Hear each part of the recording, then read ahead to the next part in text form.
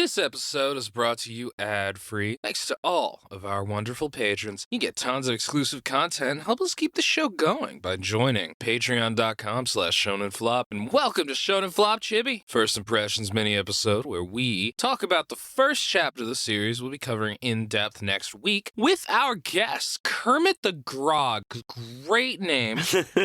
I'm still remembering that one guest that did the plot summary in a Kermit the Frog voice. Reborn Pyro, Yeah, Reborn Pyro. That was the Bokusan episode. Yes, it was. Yeah. He talked like this. Wait, that was Ray Romero. Does Ray Romero sound like Kermit?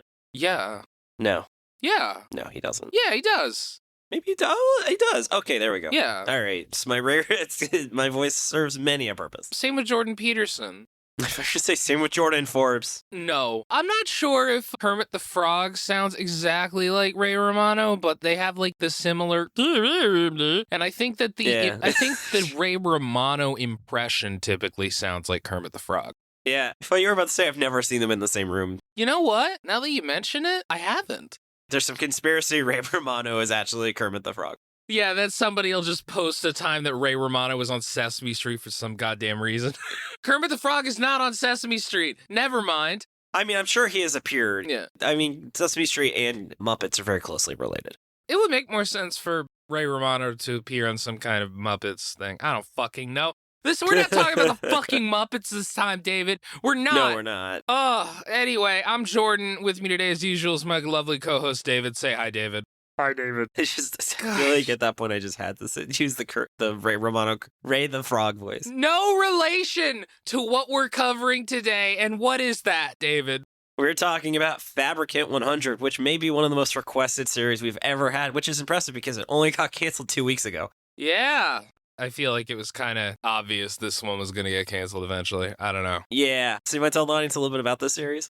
All right, so this was written by Daisuke Enoshima, and it ran from December 5th, 2022 to September 4th, 2023 for 36 chapters and, 3 or 4 volumes. I remember that this one came out at the same time as Ichigaki's Under Control, That Family's Secret, I don't remember the total name, and Cypher Academy, and people were talking about how it's like, oh my god, Shonen Jump just published 4 flops at once. Yep. And then this is like the only one that actually we will probably be covering on the show. Well, no, we covered Ichigaki.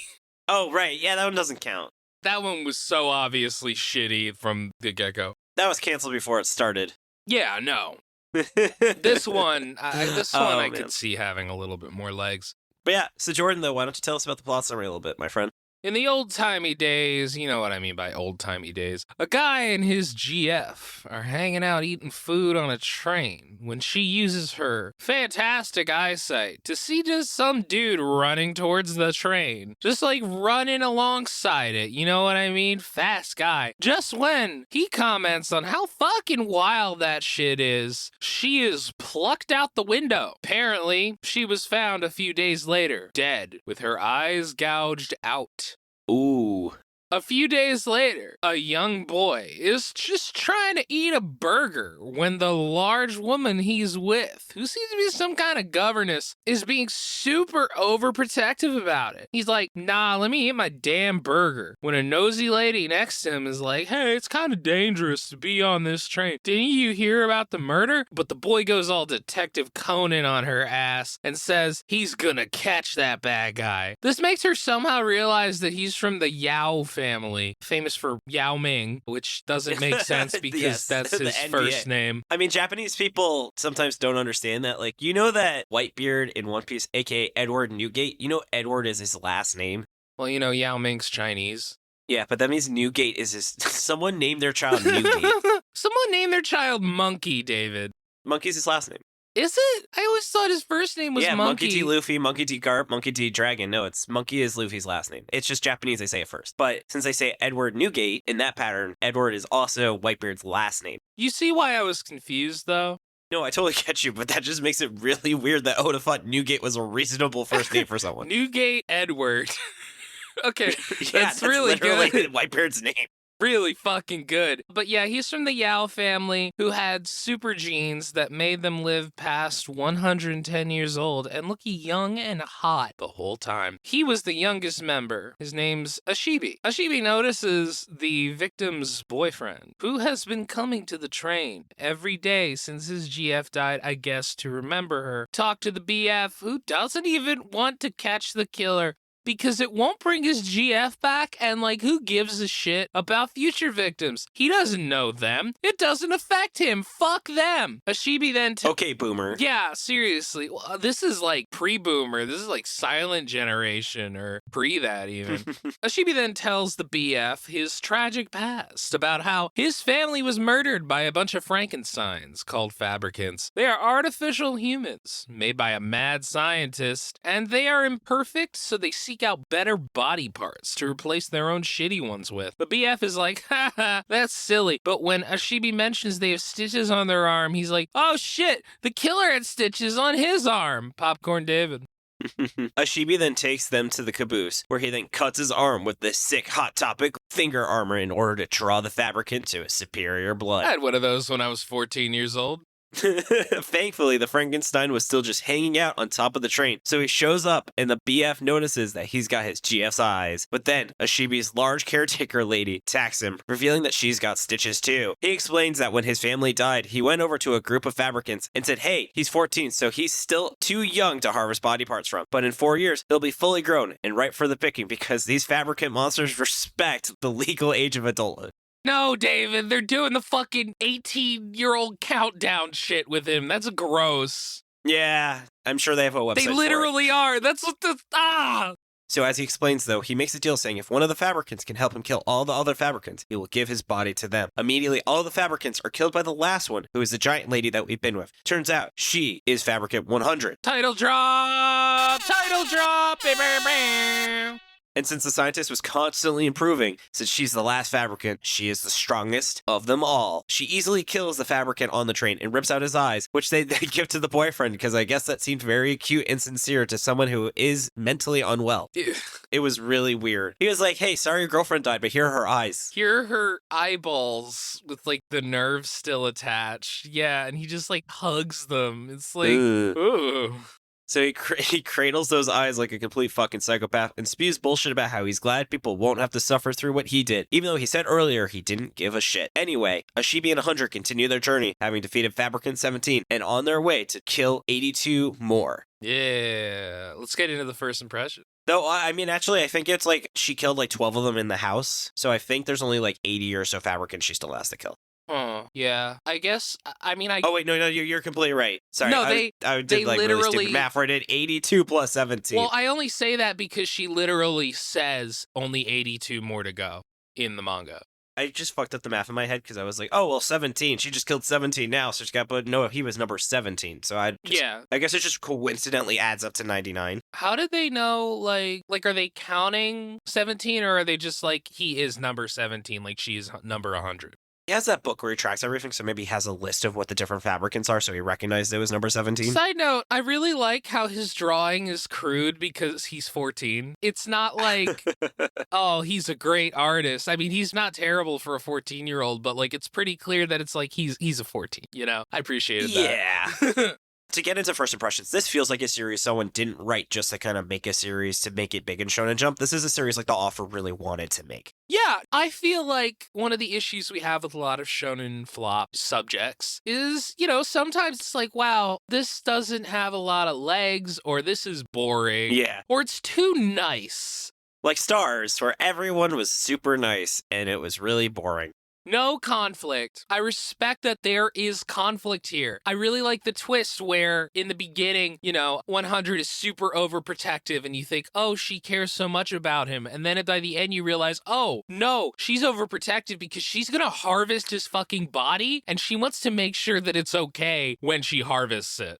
That shot of him being like, I still know about our deal, and she just has this smile like she's like, yeah, I'm gonna fucking kill you in 4 years. Yeah, it's like a sinister look she gives him. That was cool, man. I respect that. I think like, yeah, all right. There's actual conflict here. There is something interesting with their relationship. It's not just, oh, she's like a sweet little caretaker who cares about him. Yeah, I honestly think this manga will be a 10 out of 10 if she still wants to kill him at the end of the series, because I'm gonna honestly be disappointed if she like has a change of heart. Yeah. You know? It's like S. Cryed, where the two guys are like, we'll put our differences aside for now, and then literally the last episode is them having like a super serious fight trying to kill each other because they still meant it that they wanted to kill each other. Yeah.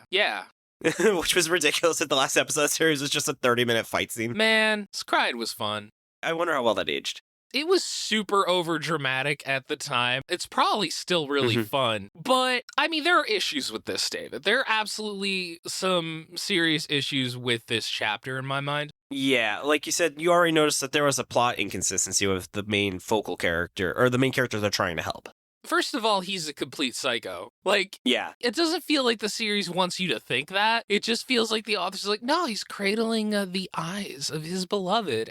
Yeah, everyone would do that. It gives the impression where it's like, nah, her personality was whatever, but those eyes, David, those eyes. Those eyes, damn those eyes, get me every time.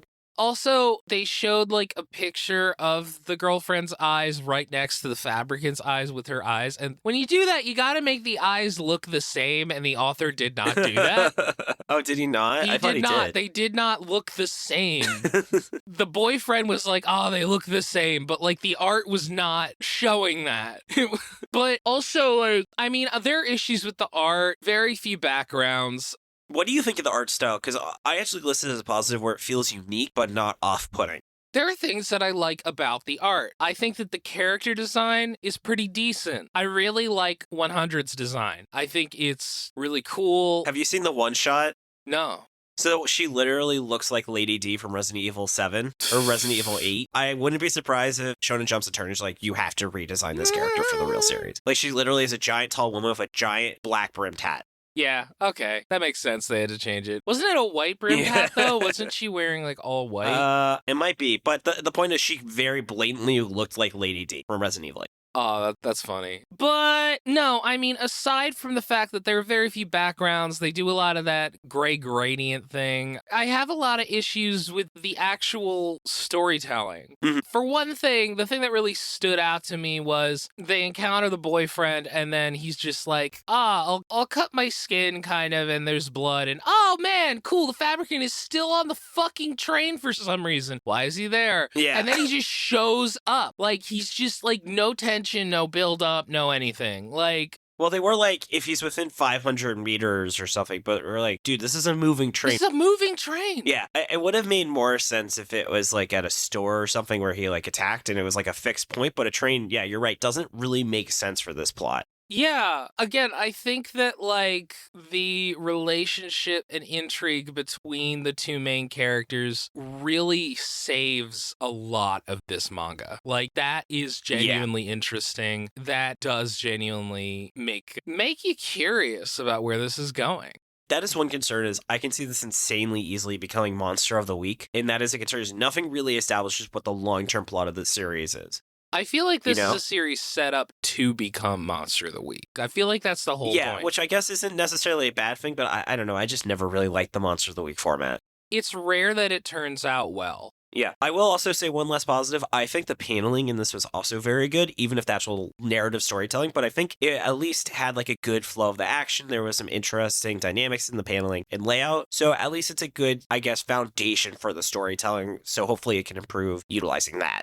Also, I have issues about the world building so far. So David, would you read another 10 chapters of this? Yeah, I actually was a little disappointed we had to push our recording back because I absolutely want to dive into this series after I read that first chapter. How about you? Yeah, I mean, I did read a couple chapters before it was on our show. What made you stop reading it?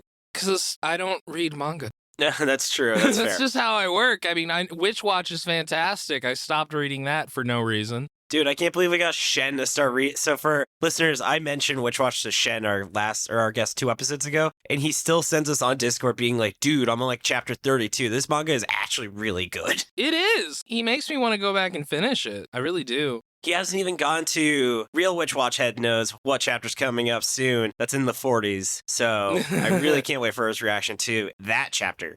Thankfully, David is no longer spoiling Witch Watch on the podcast. Yes, but people know exactly what chapter I'm thinking. Yeah. And then Jordan, though, I guess it's kind of hard for you to make guesses. No, it's not, because I only read like 1 or 2 chapters, and this is like a 30. Oh, okay. I thought you went like you read like the first like 2 volumes or something. No. So then, Jordan, why don't you start? What were your guesses? One of the fabricants is the scientist. Mm-hmm. The fabricants were an attempt to mimic the superiority of the Yao clan's flesh, specifically. And 100 is based on a family member of the scientist. Like, you know, like where it's like, oh, I tried to recreate my daughter or something like that. I like that. I had some similar ones. My first one is one of the main character's family members was behind the massacre. Mm-hmm. So maybe he has like a still living member and like he traded himself for like where the rest of the family members were, and that's why they found and massacred them. Gotcha. I think there will be a Fabricant 101 because they said it's a power dynamic, so it's kind of hard knowing that she on paper is stronger than any other Fabricant. So you really need to introduce a Fabricant that technically should be stronger than her. Did they even say there are only 100 fabricants? I think they did. Because I think he said he died after he made Fabricant 100. Oh, okay. And then, Jordan, I'd be curious your thought. I think she will bail on her promise to kill him, as much as that disappoints me. What do you think? I think that makes sense. I wish it didn't. But, like, you know, I don't know if she will intentionally bail on it, but I don't think that she's going to kill him at the end of this. Yeah. Whether she is forced to not or something like that, like, yeah, I don't see him dying. All right. And then, Jordan, what's your power word?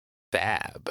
Ooh, just like you. How about you? Mine is sophisticated. I'm actually surprised it was printed in Jump. I feel like if it was a setting magazine, they really could have done kind of the body horror that I bet this artist wishes he could have done.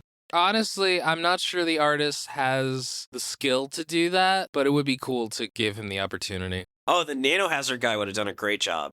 Yeah, the Nanohazard guy who was better at drawing body horror than non-body horror.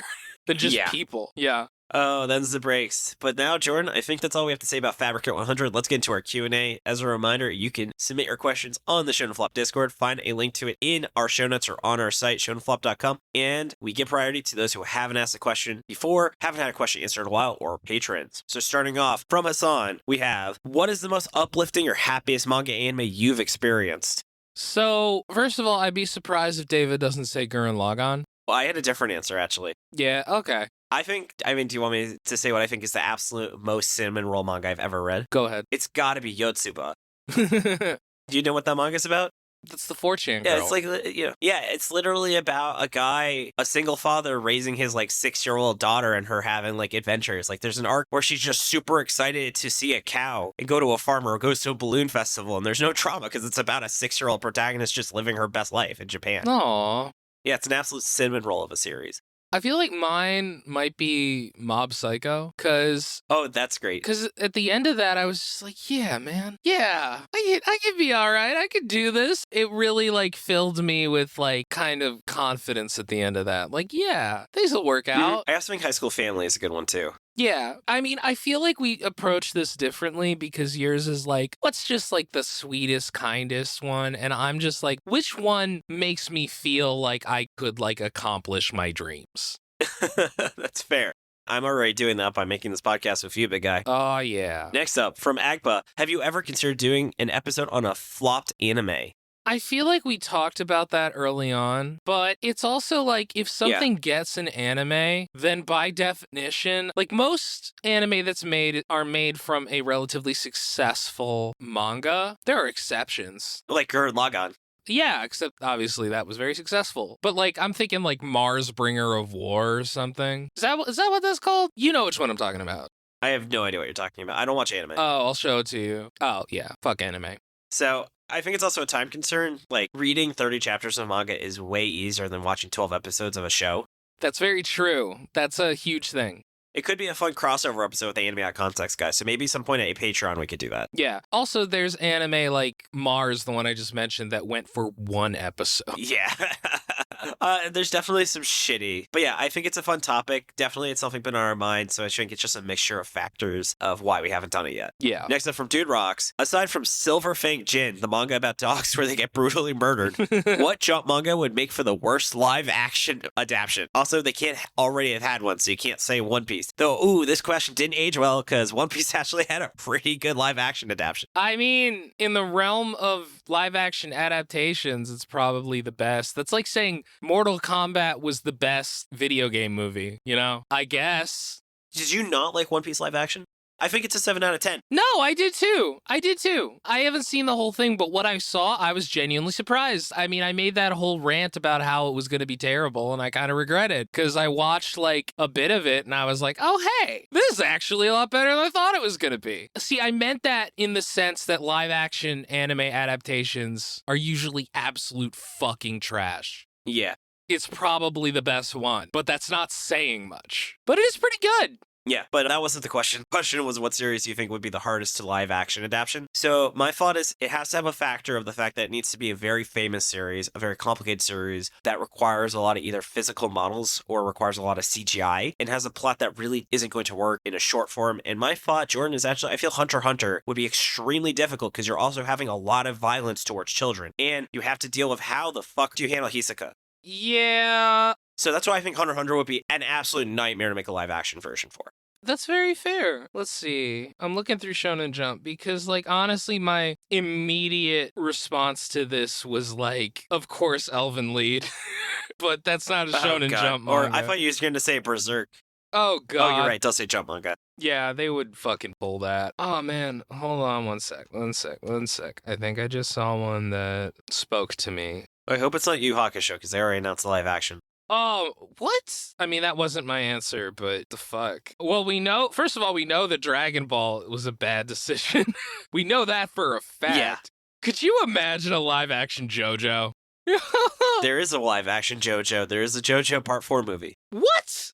What about, okay. What about One Punch Man would probably be pretty fucking difficult. All right, there you go. There we guess, I guess. Sorry, Jordan. I'm not happy with that answer, but I don't fucking know. Okay, Fire Punch. There we go. Fire Punch. I don't know. There you go. Fire Punch. Yeah, that's a really good choice. Yeah. From Staghorn, you can go back in time and give a one-sentence command or a bit of advice to the creator of a flop in order to save it from being a flop. Who do you choose and what do you say? So, Jordan, what would you say? Hunters Guild Red Hood, don't listen to your fucking editor. Just ignore them. They're wrong. Okay? Stand your goddamn ground.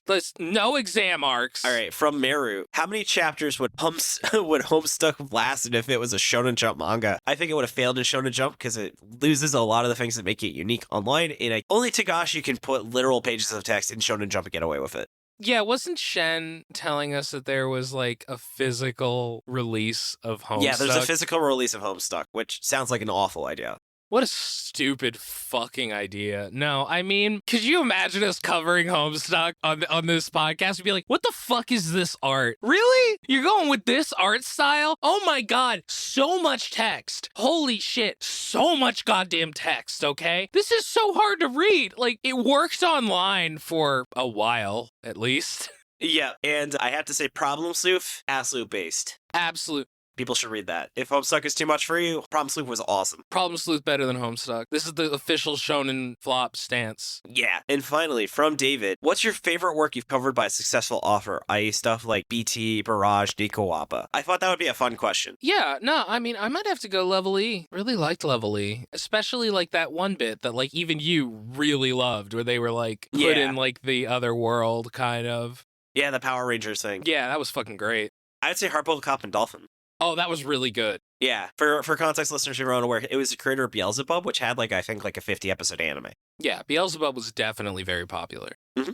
Those are some great questions, and unfortunately that's all the time we have for today, so I want to say, Jordan, thank you so much for all of your hard work on the show. Thank you, David, for your hard work on the show. I also want to give props to Shannon for the awesome cover art. Find her online at illuminyatea. Thanks to Dylan for his assistance with editing. Find his podcast, Anime at Context, at animeatcontext.com. Thanks to Tucker Maxi B for assistance with pronunciation, translation, other miscellaneous research. Find us on Twitter at ShonenFlopcast and our website, ShonenFlop.com. You can also find us on Tumblr. Jordan's been Tumblring it up. He's been doing an awesome job with that. Oh, yeah. Tumblr.com/Shonen-Flop. Nice. And we're also on Spotify, iTunes, YouTube, wherever else you get your podcasts. And if you're listening on YouTube, drop a comment. It's always fun to interact with the community. And speaking of community, come join the Shonen Flop Discord. Talk with us, talk about anime games, wherever else on your mind. And that's where you drop your questions. Yeah. And if you've enjoyed the podcast and want to help us keep going, consider subscribing to our Patreon. We couldn't do the show without their wonderful support. Jordan, what are we dropping for our wonderful patrons in September? Well, David, this month we're going to be covering how to make manga the Shonen Jump way. I believe that's the title. With Luke from Domance Dawn, which me and David have both been guests on. Which is a what if One Piece was recast with Simpsons characters. David's episode is better because I actually don't know that much about The Simpsons. I've obviously seen a solid amount of it because how could you avoid The Simpsons? But like, David knows way more characters in The Simpsons. I simply do not. So we're very excited for that, and I also want to give a shout out to some of our patrons. First of all, we start with our Dolphin Dad patrons. We have happy birthday to you, Woo. Happy birthday to you, Woo. Happy birthday, Sean. Sean's birthday, I think, is next week. And Piss. Nothing but piss everywhere. Piss over there, piss over here. What the fuck? Moving on down to the Ravioli tier, where you get a weekly photo of my little goblin dog, Ravioli. She's an absolute puppuccino. We have Chris, Eva, Josh Robinson, Karate Chopsticks, Rachel, my wonderful fiance. We're hanging out in Seattle right now. She made a big sacrifice by doing a hotel that didn't have a bathtub, so I appreciate that. And Trevor Scheckner. Moving on down to the King of the Forest here, we have 090Z, Bandit Stoof, My girlfriend. Shaw Florine, Gabe Lando, Jacob Andrew Galloway, Kirby Munt, Marty, Max Baker, Not Jeff, T Wolfwood, and you thought it was King Salamander, but it was I, Jory. And then moving on down to the Galactic Ball Federation officers, we have a mid-sized sedan, Indies Islands, Blah Moo, Brian Sexton, David Ackerson, Dennis James Moan, Drago, Trio, Dylan, Nigel, Generic Man, Green, Hans, Heavy Metal Hermit Crab, Keanu, Kylie Denton, Lincoln Frey, Manly P. Hall, Marabara, my dad, Matt, Mike, Ralph, Resident Warhammer Nerd, Rosenda Mendoza, Ryan Jasinski, who I'll be seeing in 2 days, Sarah Hydra, Scott Fischler, Silly Rookie, Simping for Senpai Ash, Staghorn, Taper Clip, Tucker, Wright, and ZZ Digital, and also thank you so much to our Beast Children patrons as well. Yes, thank you very much. And then Jordan, anything you want to add into that? Yeah, unfortunately. Steph and I, we lost one of our cats. His name was Sora. He was extremely sweet. He loved shoes. He was goofy. He was loud, kind of obnoxious, but we loved him so much. And, you know, it's really tough. We're still in mourning over it. It's really tough losing a pet that, especially one like, I relatively recently got to know him, but Steph raised him from a kitten, and it is like losing a family member. It really is. It's really sad, and, you know, Sora will always love you. And he was named Sora because he had big feet. Oh my. Yes, just like a big, chonky tabby. No. Well, it is very unfortunate. And also, thank you so much for listening. Tune in next week for our full episode on Fabricant 100 with Kermit the Grog. This has been Jordan. This has been David. And you've been listening to Shonen Flop. David, say it! Keep on flopping, floppers. Bye.